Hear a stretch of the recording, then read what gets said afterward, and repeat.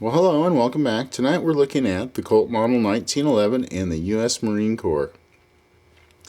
Now, to get things started on this story with the U.S. Marine Corps, we'll start with the way that they had to requisition these pistols. These were requisitioned through the Secretary of Navy, then they went to the Secretary of War, then the Ordnance Department, then to Springfield Armory, and then they were shipped back to Philadelphia.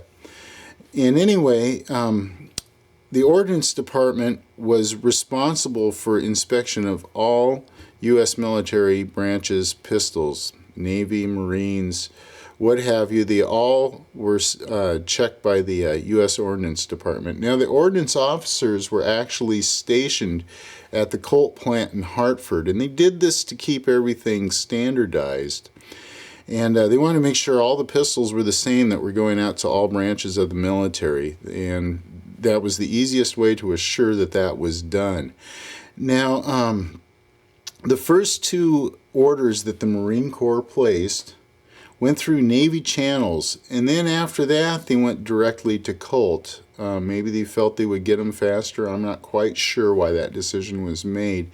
Now, they procured 5,650 pistols between 1912 and 1918, and then an additional 4,300 were acquired through the U.S. Army in 1918. Now, all the pistols are going to be marked with the model of U.S. Army that you can see here on the right-hand side of the slide. The Marine Corps did not require any special stamps like the Navy did with the model of U.S. Navy.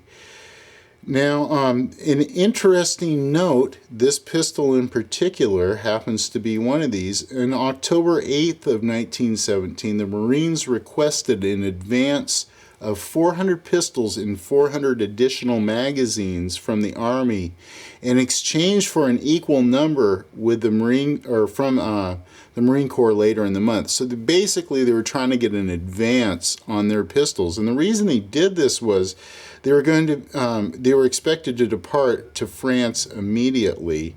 Now, this request was approved by the Ordnance Department, and Colt was directed to ship these pistols immediately.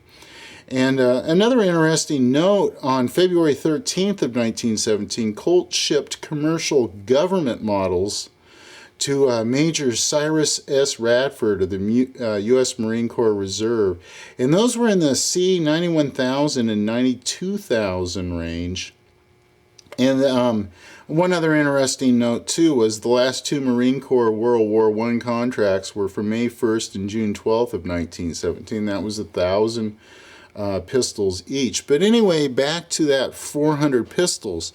This one here happens to be one of those that originally shipped to the U.S. Marine Corps Depot Quartermaster in Philadelphia, Pennsylvania, and that was, like I said, 400 guns.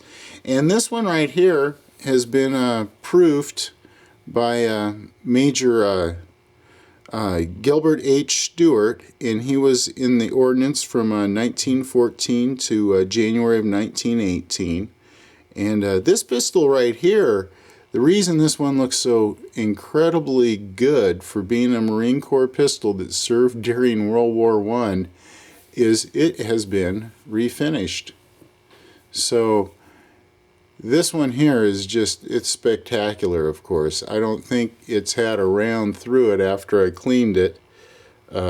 From looking at it real close, there's no real wear on it anywhere after it was refinished. But this thing is just, it is in just spectacular, beautiful shape.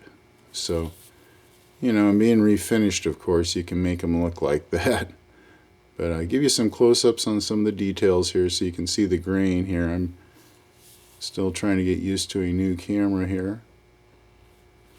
And there you go, just beautiful shape. Anyhow, there you go, the U.S. Marines and the Colt Model 1911. All right, hey, thanks for tuning in. I hope you enjoyed this video highlighting some of the history of the Marine Corps with the early 1911s. Thanks for tuning in, and we'll see you around.